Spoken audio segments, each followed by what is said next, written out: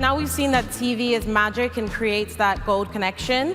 So our next panel will be led by Maryann Rusnak from Foundry, and she's coming on with a good group of people to talk about how we can make that leap in TV effectiveness. So please join me in welcoming the next panel to the group. Maryann and team, let's go.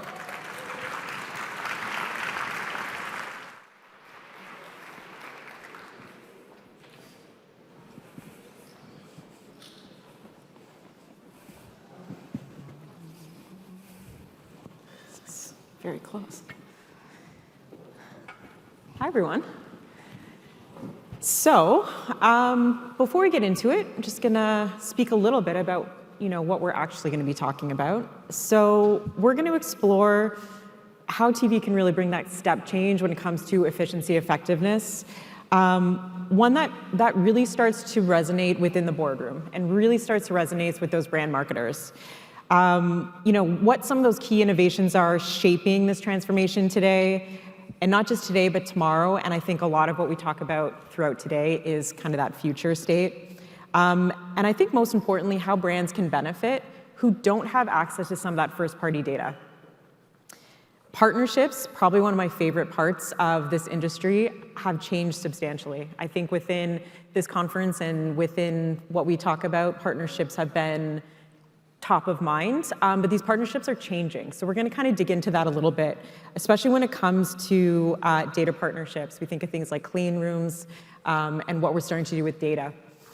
And then I think some of the most interesting parts of what we're gonna kind of dig into is things like synthetic audiences, probably one of the coolest things that AI is bringing to the industry. Enhanced capabilities, and really what's reshaping TV now, but then also obviously what TV kind of needs to be. And we'll also talk about AI, because why not? It's literally touching every single thing that we do. So Vic, I'm gonna kick off with you. When we say, what does a generational leap in TV efficiency and effectiveness look like?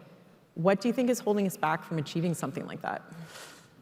Well, what I think it looks like is it needs to be democratized and accessible to everyone.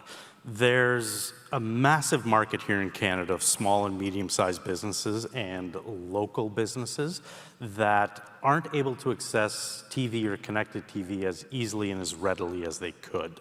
There's a lot of things that play into that. There's a disconnect between the different platforms. There's a disparity in terms of the signals. So I think we need to do a better job in terms of not just collaborating, like we heard that C word come up this morning in the panel with the broadcasters. Music to our ears. Collaboration is key, but there also needs to be standardization, because we can't leave buyers and agencies in a situation where they're seeing a signal come in one way from publisher A and a different way from publisher B. And then DSP1 can activate on that where DSP2 can't. It just puts a lot more strain on those resources, the marketers and the brands, to try and solve those issues, when I think that they can really be solved from a technology and earlier on in the cycle between the publishers, the SSPs, so that when it gets to the end of that chain, the marketers, the brands, and their agencies have confidence in what they're buying. And I think, Jérôme, just from a broadcaster's point of view, what's your POV on that? Well, so the thing is, if I take a second to sort of step back to basics, right? And when we're talking about television, ultimately, we're talking about somebody's produced a product that people are going to watch, and we're going to sell those eyeballs to someone who's trying to advertise to them. So that hasn't really changed, except a lot of technology has come in. And a few years ago, everybody here was all like, oh, TV now means total video, right? But the reality is, and we saw this all throughout today, a lot of people have spoken about, there's sort of this divide that's created itself between CTV and linear. And nobody's really talking, people are talking total video, but they're buying and they're planning and they're looking at them as separate things. And there's tools out there that split them up and try to tell people how much of each they should have. But to me, a lot of the issue is those people on the couch watching the show, they're neither linear nor digital. They're potentially both, right? It's, I don't know, it's like Schrodinger's cat of like TV impressions. Like until they actually see the ad, you don't know which they're gonna be. And there's technology on its way. Some of it's already in the market, and several other partners, including us, are working on new solutions where we could potentially flick a switch and turn all of the linear cable boxes into digital impressions. So like, what do you do then? It sort of removes that whole question. And obviously, I'm not saying we're going to do that. Like, this is not a big announcement or anything. I'm just saying the potential is there. So I feel like we need to step back, and tech is allowing us to do a lot of things, but maybe we've gotten a little too deep into worrying about how we're getting to the impression as opposed to actually what it is they're watching and what environment we're reaching them in. So I think, I mean, you just set me up perfectly for the next question, but you know, something that would be really interesting to hear, kind of Melissa, your point of view, kind of touching on this a little bit, is really getting down to KPIs and how that kind of breaks through some of this fragmentation when it comes to something, especially around effectiveness and trying to reach that. So what are, I would say, some of the KPIs that you guys are discussing with broadcasters, media owners, and vice versa, to really kind of break through some of this and hone in kind of on outcomes that you might be trying to achieve? Yeah, I mean, if you don't know what I do, I'm the marketing lead for Hey You in Canada, so I'm more of a brand generalist. So I don't only look after paid media, but I look after PR and experiential and influencer marketing and brand strategies based on our first-party data because we're an app. And I would say for sure the conversation around KPIs does need to advance. I think outcome-based solutions are a very good start. Like, we need to head in that direction, but, and something we talked about in the green room, if the conversations we're having don't show any potential to bolt on to a more connected ecosystem that I'm already using, then it's not as valuable to me. If I can't see how television interplays with the data I'm already looking at across the board, then it becomes very difficult for me to justify the spend.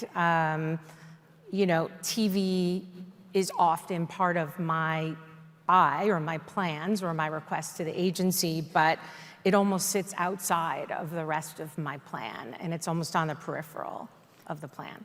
And so just to kind of a build on that, I mean, what data or outcomes like really would unlock that spend? Yeah, I mean, the most important KPIs to us, probably like a lot of brands, but you know, obviously like lift, so things like brand awareness, retention, and then being as an app that people subscribe to. Ultimately, it's about subscriptions for me at the end of the day, but also looking at attribution. So where does television fall within the mix of a campaign, and how much has it affected how well we do across the board later on, even through digital or CRM? That would be great to be able to measure. And then compatibility. So as I was saying, if we are able to somehow plug in information that we get from television into the data we're already looking at, that would be great.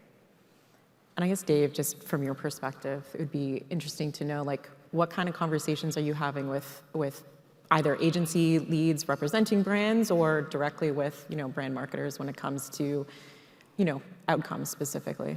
I think there is always a push for industry-wide measurement around attribution. That's a lofty goal, though. I mean, we haven't even figured out a measurement system for CTV. So, you know, we're left with this fragmented landscape that is challenging. So you're looking at the types of outcomes that mirror digital, you know, website visits, in-store conversion, brand lift, and these are the things that where TV is transitioning to. It's really becoming a fully digital-driven medium, and outcomes are a big part of that. And until we do have some sense of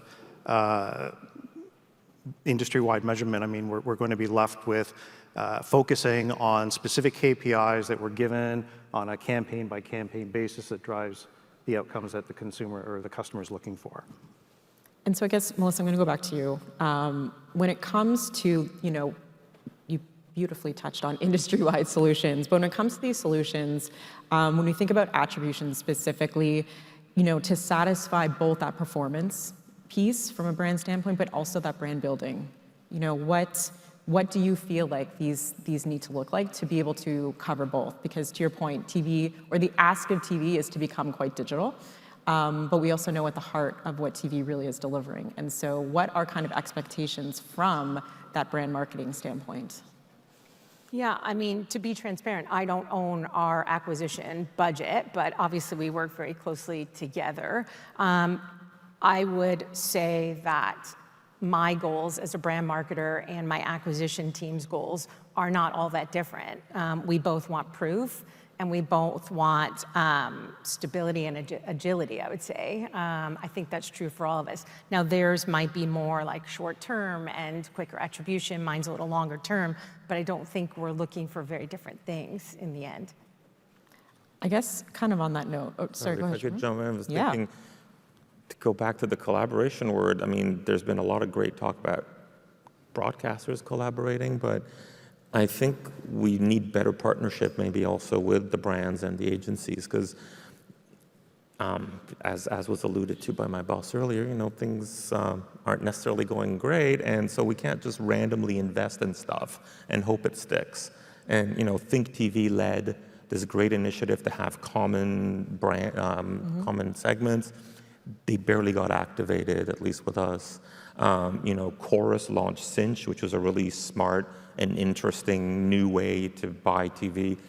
No one adopted it because it didn't fit within. So there's a bunch of people trying things, and they don't really get picked up. And then they keep saying, oh, well, on digital, we like the data. So the question is, should we throw in the towel and just make it all digital? Or how do we figure out what data you want out of TV? Because some of the things that we've tried to throw at it haven't gotten any traction. So it would be great to have guidance on what is it you need specifically that will actually make a difference in terms of figuring out your attribution. Okay, I promised backstage that we weren't going to go off topic, but I am going to throw in one unplanned question, just because I think you're bringing up something really, really interesting. And from an agency side, and hearing you on partnership and collaboration, I think in general, with everything changing really, really quickly, when you think about team structures and how you guys are basically kind of building your teams, and we're building teams agency side and then brand side, are you seeing changes that would help unlock some of this collaboration in better ways in terms of how we're structuring to kind of facilitate those conversations? Is it profiles of the talent that we're bringing in? Is it making sure that we've got connection points between the sell side, the buy side? This to me feels... Okay, so this is an unsubstantiated opinion, but on paper, we're seeing a lot, and we're doing it ourselves, grouping towards more of a video buying structure, which sounds like, okay, well, by bringing it together, we should, align it, and we put efforts in to try and change our whole pricing structure 18+, so that we could line it up with digital and have common blended CPMs and things like that. What I'm sort of finding in reality is creating a video structure often means there's actually fewer people doing more stuff, and they're ending up trying to just look for simpler solutions. So I think the theory is great, but I think in practice, it is still a lot of work to do both. And by blending it, we're not always giving everyone, us included in terms of our sales team, the space and the time to properly address both. And so I think initially, it's not necessarily getting us the results we want right off the bat. Okay, fair and interesting. I'll counter that a little bit. I think that we need to stop looking at TV as a choice between brand building and performance marketing. Today's TV can do both. So when you're looking at whether it's outcome-driven performance, or if you're looking at brand-specific storytelling, the two can work together cohesively.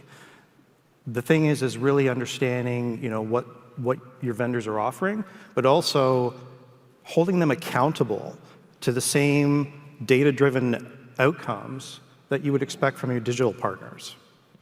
So that actually dovetails really, really nicely into one of the questions that, Vic, I'm going to kind of throw your way from that really digital perspective, but we are starting to refer to TV as the expectation of TV really bringing that performance side and kind of, both sides of the coin, if you will. What do you feel like TV needs to do or how do we need to reframe the story around TV to do exactly, what Dave just mentioned? I think in terms of reframing it, it really comes back to the outcomes. But when we take a look at the outcomes of TV versus traditional digital, we need to recognize and acknowledge that, it's not going to be communicated and interpreted the same way. We're at a point where we don't have an industry-wide solution, but I think we can get there. For years, back in 2010, the conversation was always, we know that display helps search, but we couldn't prove it. And then we figured out, there's post-view impressions or there's post-click impressions. Let's take a look at those.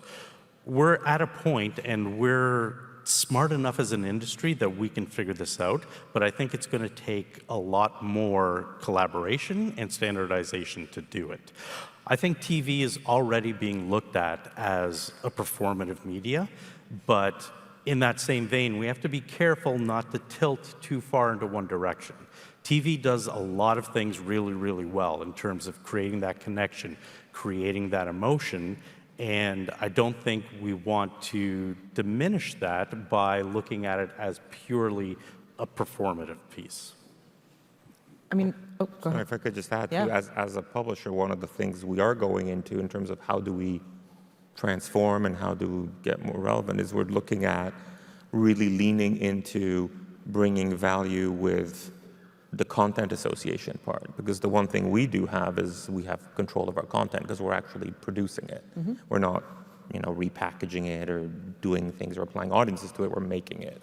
So as much as we need to collaborate to make sure that we're selling units, we also have the option parallel to that to work with brands to look at what content is being made and how we can integrate their stories into branded narrative, because that's sort of the one thing as a publisher that we have left that no one can really compete with us on. So that's also an avenue we're looking at. Obviously we can't do just that, but it's definitely something we're leaning into to try and keep the whole, we're producing content aspect of it thriving. Okay, I'll just respond to Yeah, that go and ahead. say that is very interesting to a brand, and obviously that would be something you'd look at or I would look at as a brand with a premium. But then again, to go back to what I said earlier, it will still sit outside the peripheral of the rest of my plan, because it can't be bolted on to the data that I'm looking at otherwise. No, I agree, and that's what, for us it's more of a parallel, something we're going to do as well, but absolutely not an instead of. Right. It's for sure, because there's still a lot more minutes to sell than there are actual content to fill. Thinking about the ecosystem and, think about what you guys each obviously excel in. But I think across the board within the industry, there are gaps, right? And this is why I love so much the idea of partnerships and how they're changing in the industry, and some that you wouldn't normally kind of consider are starting to forge.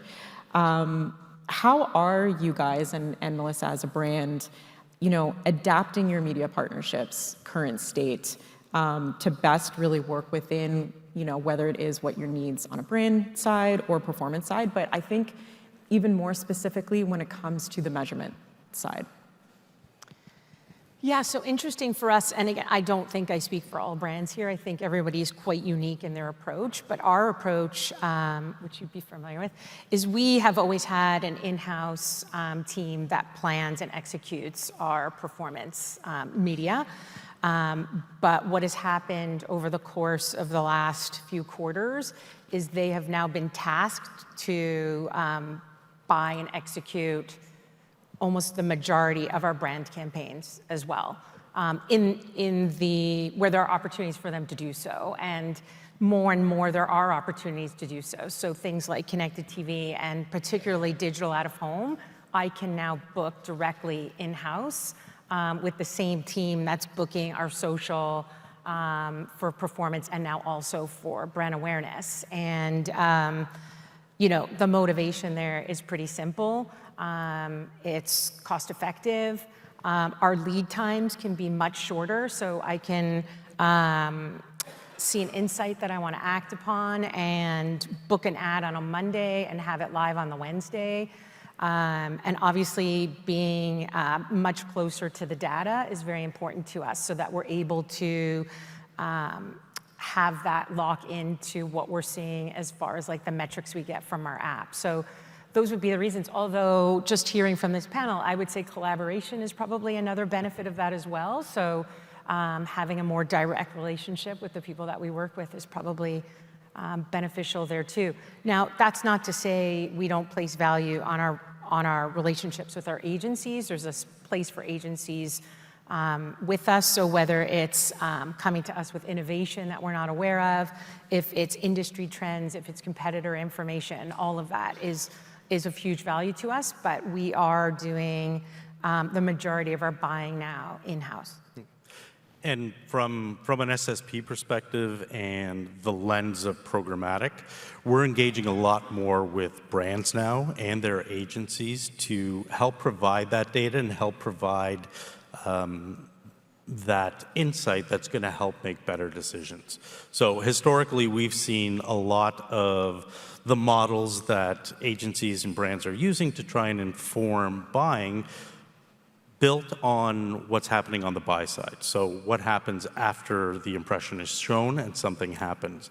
Now that decisioning, a lot of it is starting to move earlier on, closer to the actual audience on the sell side. So as opposed to just having one part of the equation inform those models or those processes, we're seeing essentially the data more than double to include what's happening up front, right at the introduction of the value chain. I'd say for us, it's data partnerships, Yep.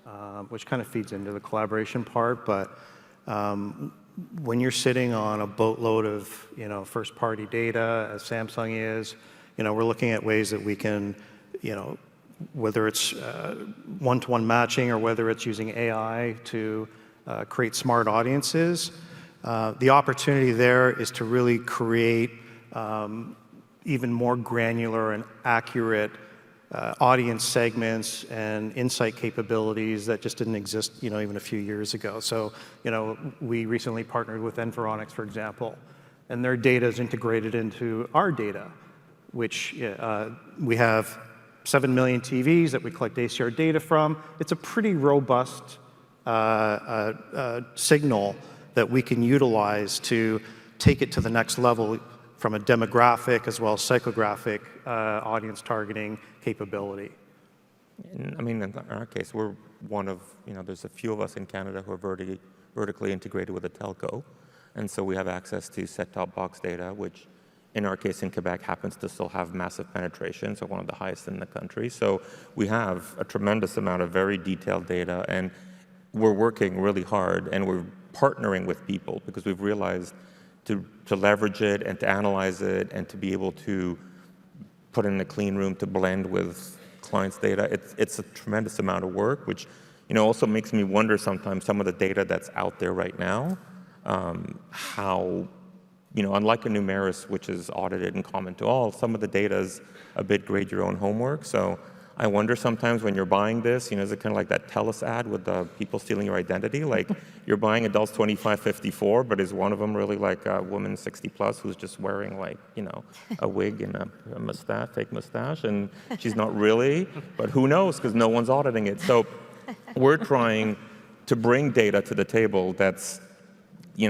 as close to first parties and work with partners to bring data that's as accurate as possible so that at least when we do bring it to our partners, it's pretty reliable, and we know that you can really count on it. Because I think that as things evolve, at some point maybe people will start to care about how reliable one piece of data is versus another. That might become the differentiator.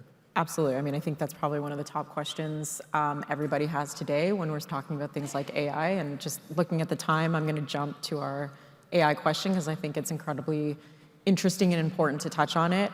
You know, when you're talking about some of the capabilities, connection points, all the work and hours that go into being able to do some of this, who is applying AI capabilities to support, whether it's on operations side of things, whether it's to create synthetic audiences, who's exploring that world right now, coming up with solutions?